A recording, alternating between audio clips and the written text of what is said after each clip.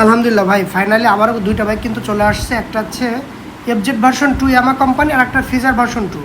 দুইটাই কিন্তু popular bike, আর দুইটাই কিন্তু সুপার কন্ডিশনের, ফ্রেশ কন্ডিশনের বাইক। এফজেড ভার্সন 2টা ফার্স্ট ওনারের, ফিজারটাও ফার্স্ট ওনারের বাইক। দুইটা দেখলে অবশ্যই পছন্দ হবে।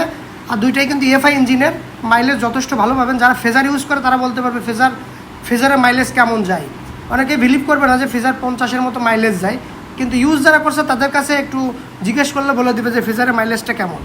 তো যাই হোক, আর এফজেড ভার্সন 2টা ফ্রেশ কন্ডিশনের, digital number plate, smart card. এটা আছে 23 সালের বাইক, 23 থেকে 33 সাল পর্যন্ত। প্রাইস অনলি 1,75,000 টাকা, একদম লো বাজেটের ভিতর, গুড কন্ডিশনের বাইক।